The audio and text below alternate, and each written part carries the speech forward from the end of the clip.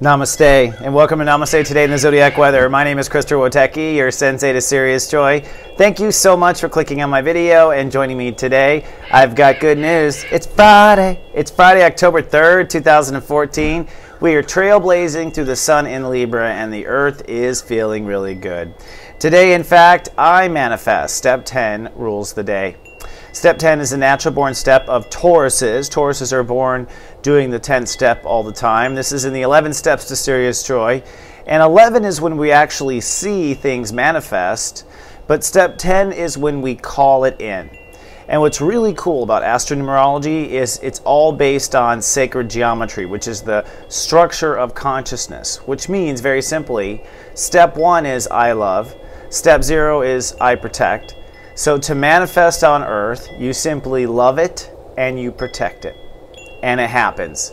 That also means that a Taurus is pretty much built to be, or is built as a Leo and a Scorpio on the inside, which is kind of interesting. Or you could say if you threw a Scorpio and a Leo together, that they'd probably make babies. And that's probably true knowing both the sides. But before we talk about manifestation and your sign, let's first tame our brain with the phrase of the day. I am grateful for what I am about to manifest. That's it. Very simple. I am grateful for what I am about to manifest. Now, the reason why we're grateful is because gratitude is the attitude of receiving. When you want to call it in, be grateful. Bowing your head literally is accepting and receiving, opening up to the universe, opening your heart. But I am grateful for what I'm about to manifest. I'm going to say that I'm grateful right now, putting me in the right posture to call in what I want to call in. Now, step 10, the serious step of the day, is about loving and protecting what you want to manifest. And that protection turns into trust. We're going to talk about this later in the Sensei Sunrise. But the way it adds up is love and protection, bringing in manifestation. That zero, that empty zero, that is like a holding space, if you will. In fact, a lot of Tauruses talk about holding space. This is what Tauruses are literally doing. They're loving and they're holding, waiting, kind of like a chicken on an egg, waiting for one day for it to hatch. And it is that constant love and that space for it to happen that calls it in step 11. Now today the moon is in Aquarius, so we're actually a bit detached and we're in a bit of a worldview, and that's good actually, because you don't want to get overly passionate when you're calling it in. So today we're a little detached and we're moving into our private self.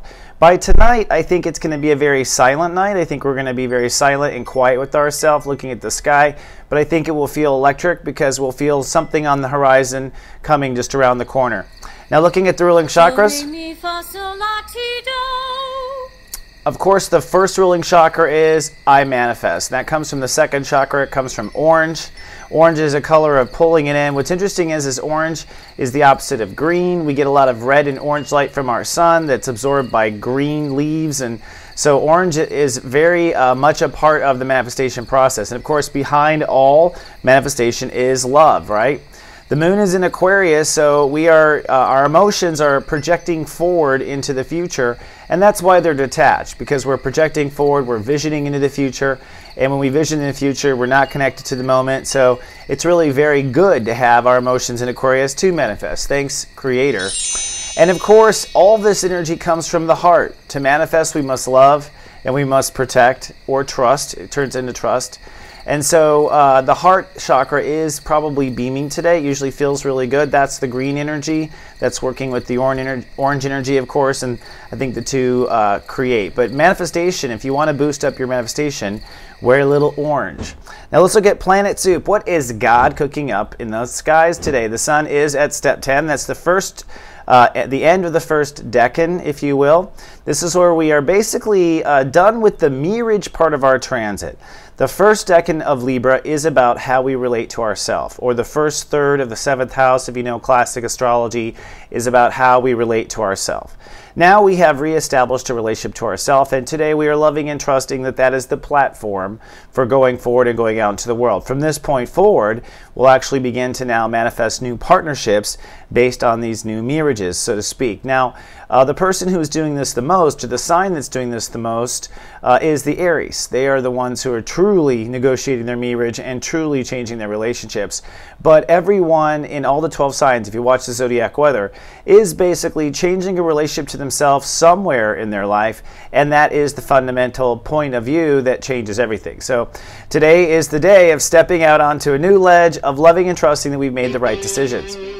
Now Mars is now at step 13. That is a quantum step. That means that we're going to have breakdowns. Breakdowns meaning, you know, for those who are aware and pushing forward, they're creating waves, and some people weren't expecting those waves, and so that's breakdown for them. Breakdown for you might be your boat breaks down as you're trying to make waves. There will be some unanticipated obstacles, but it is about breaking through to a new belief, a new philosophy. This is all in Sagittarius.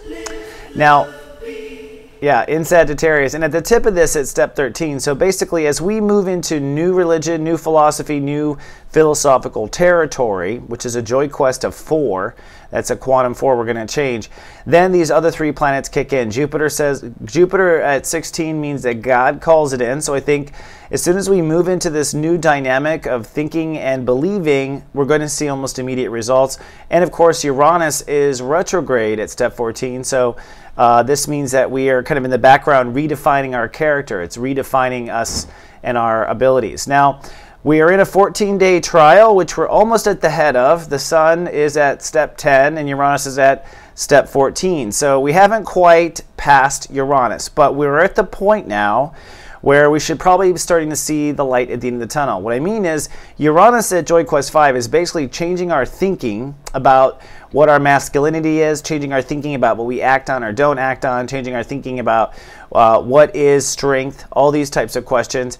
And so this changing of relationship to ourself, you know, with Sun in Libra, is forcing us on the back end to change what strength is, especially if we are allowing ourselves to surrender, or we are compromising for the first time, or we're not compromising anymore for the first time. In that case, the Uranus in Aries is getting stronger. But the point is that as you begin to take balance back in your life and you begin to restore the relationship to yourself, realize that you're putting down an old barking dog. This old barking dog is the old Aries energy, the old ego that used to fight for old things, and you're going to have to kind of like constantly be monitoring yourself for at least 5 or 6 more days, I think. Now, the moon is in Aquarius, so we're not going to take anything personally, and that's good. So if you want to do that monitoring, you might want to do it now with the moon in Aquarius, because nobody seems to care when the moon's in Aquarius. It's that cool feeling. And we're feeling the big picture of it all, which allows us to move forward confidently. Now, womp womp, look at this. Mercury goes retrograde tomorrow on Saturday. In fact, I actually got the exact time at 1:03 p.m. Eastern time, 1:03 p.m. At exactly 1:03 p.m. Eastern time, Mercury will go retrograde at step 2. It's already slowed down, and this is having us think inside out. Now, Mercury retrograde, if you don't know, is when we kind of switch polarities in our thinking. We all have an inner voice, we all have an outer voice. We all have a nice voice, we all have a crappy voice. And whatever voice you live in, the other voices come forward during the 3-week retrograde. So the Mercury will be retrograde for 3 weeks, and this is a time starting tomorrow to start to reflect, and it all really is after this monumental manifestation of the first step. Now, the interesting thing about Mercury retrograde is it is trining Neptune retrograde, and so for the first few days, or the next few days anyways, I would imagine that people are incredibly psychic. We might even have some spooky secrets come out in the next 4 to 5 days, spooky secrets that not even, let's say, the government wanted out, that sort of thing, with this kind of trine, especially with Saturn and Scorpio, and how we're wrapping up Saturn and Scorpio. So loose lips sink ships, be careful. And this brings us to our Sensei Sunrise.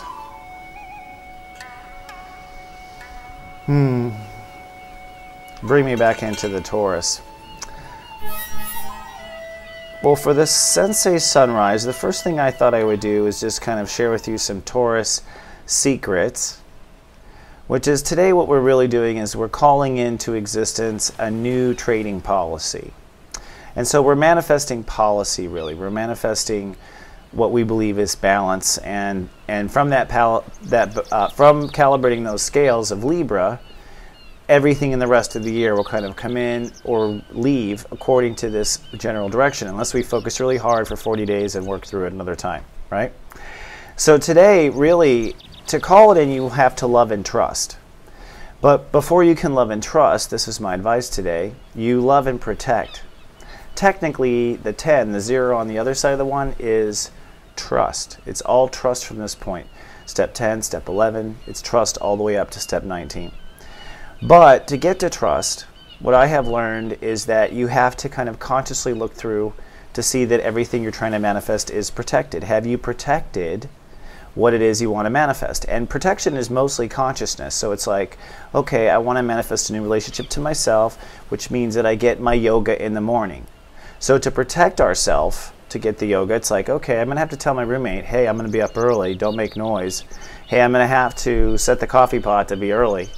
Believe it or not, that is all protecting your space, making a 0 space for you to call in what it is you want, right? So by thinking about where it is you protect, like where things could go wrong, you create the space for things to go right. Then once you have gone through that consciousness, you trust. You trust yourself. You trust the protection you've laid in place, and you hold that space like a hot air balloon kind of floats up. And that's what manifestation is to me. I'm a Taurus, so I'm a natural born manifestor. When I was a kid, I would just sit and think and dream and dream and dream, put love and love and love into that 0 bubble. And I'm happy to say a lot of it's turned out. So think about what you're loving and trusting, and I'll be right back after this with your Daily Gong.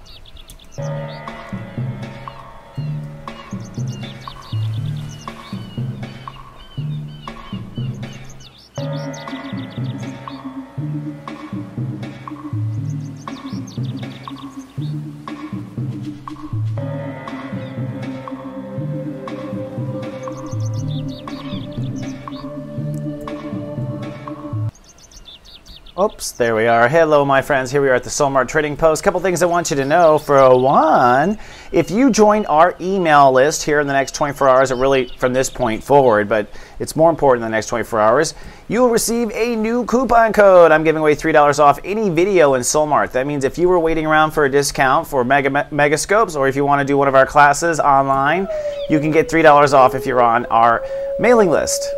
And the Megascopes are powerful. By the way, this is a mega date. Today, this Friday, is a mega date. One of the dates I put into all the Megascopes because this Friday is a real turning point as we turn now toward the sun in Scorpio, really. So watch your Megascope. This is a reflective and meditative weekend, and I go over it with a fine-tooth comb in the Megascopes.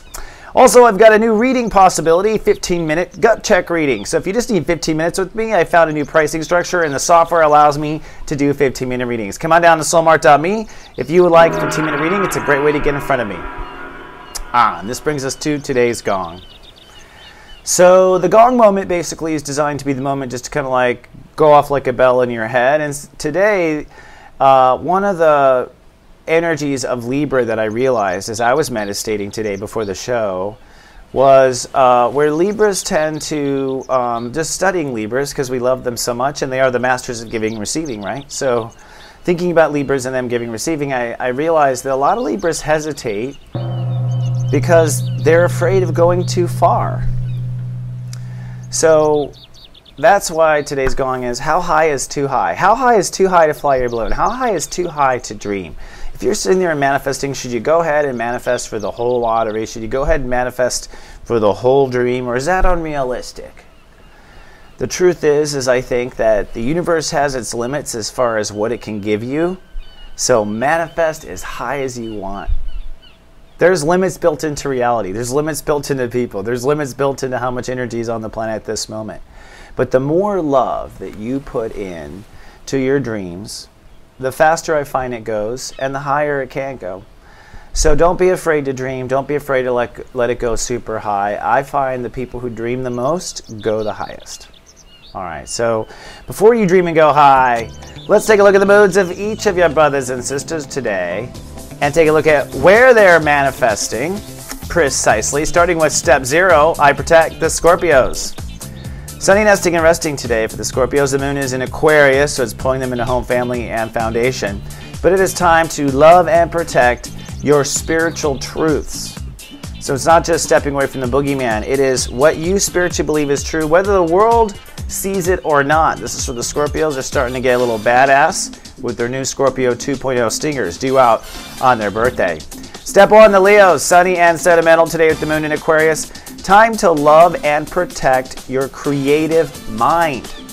Because a lot of your creativity has been used to worrying, and a lot of your creativity has gone to bickering and fighting, but now it's time to protect your creative mind, Your Majesty.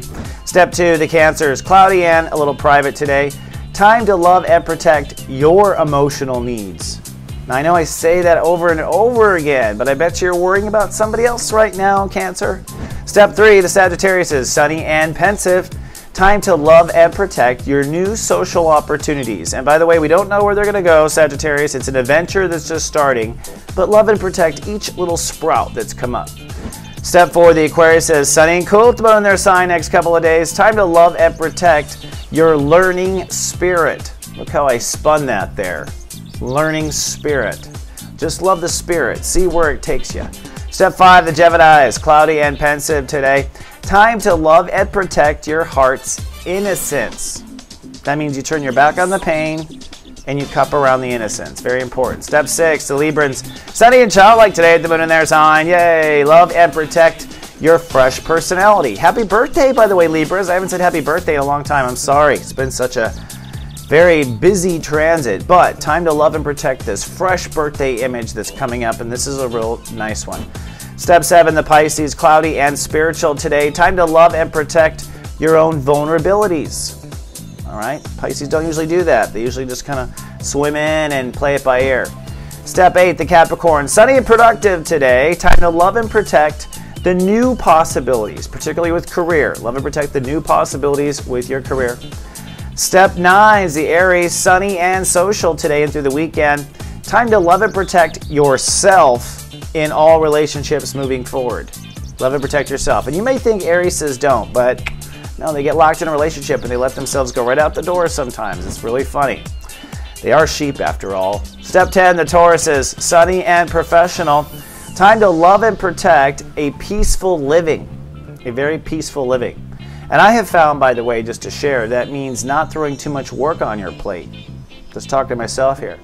Step 11 is the Virgos, sunny and healing today. Time to love and protect yourself as a spiritual investment. So you got to look at yourself as an investment, one that's going to pay off every year, and you got to trust and protect that investment. All right.